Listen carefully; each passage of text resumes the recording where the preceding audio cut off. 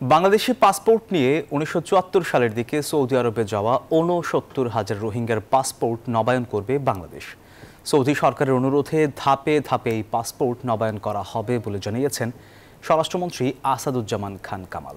রোহিঙ্গাদের সৌদিতে অবস্থানের বিষয়ে তথ্যের প্রয়োজনে সৌদি প্রশাসনকে সহযোগিতা দিতে বছর খানেক আগে সায় দিয়েছিল ঢাকা। তবে ভবিষ্যতে এই ধরনের ঘটনা ঠেকাতে সতর্ক থাকার পরামর্শ দিয়েছেন একজন অভিবাসন বিশেষজ্ঞ। জয়দেব দাস জানাচ্ছেন বিস্তারিত। 2 দিনের সফরে বাংলাদেশে এসেছিলেন সৌদি আরবের উপ স্বরাষ্ট্রমন্ত্রী ডক্টর নাসের বিন আব্দুল আজিজ আল দাউদ। সংক্ষিপ্ত এই সফরে স্বরাষ্ট্রমন্ত্রী আসাদুজ্জামান খান কামালের সঙ্গে তার দ্বিপাক্ষিক বৈঠক হয় রাজধানীর একটি হোটেলে। বৈঠক শেষে স্বরাষ্ট্রমন্ত্রী আসাদুজ্জামান খান কামাল সাংবাদিকদের জানান, বন্দি বিনিময় চুক্তি, অফিসিয়াল ও কূটনৈতিক ভিসা ওয়েবার, নিরাপত্তা কর্মী হিসেবে প্রশিক্ষিত আনসার পাঠানো সহ বিভিন্ন বিষয়ে তাদের মধ্যে আলোচনা হয়েছে। তবে সৌদি সরকারের পক্ষ থেকে সে দেশে থাকা ৬৯,০০০ রোহিঙ্গার পাসপোর্ট নবায়নের বিষয়ে অনুরোধ করা হয়েছে, যা ধাপে ধাপে করবে বাংলাদেশ। তারা কিন্তু ফেরত পাঠাবে না কেউ, তারা ওই দেশে নাগরিকত্ব দিবে না, কিন্তু কিভাবে থাকবে, তাদের কিছু ডকুমেন্ট প্রয়োজন, সেই জন্যই তারা আমাদেরকে সেই অনুরোধটা করেছিলেন। আমরা গত বছর সেইটা সাইন করেছিলাম। আমাদের সেইখানে আমাদের কোনো অসুবিধা হচ্ছে কিনা কিংবা কোনো রকম কোনোখানে লুফল আছে কিনা সেইটাই আমাদের সঙ্গে সরাসরি কথা বলার জন্য সেটা আসছে।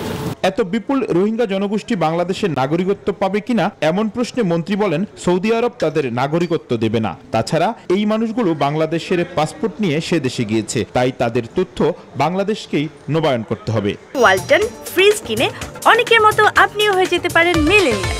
সেরা পণ্যের সেরা অফার। তারা তো বাংলাদেশে পাসপোর্ট নিয়ে গিয়েছে, কাজে শুধু আমরা রিনিউয়াল করে দেব, আর অন্য কিছু না। সবগুলি পাসপোর্টে যেভাবে আছে সেভাবেই থাকবে।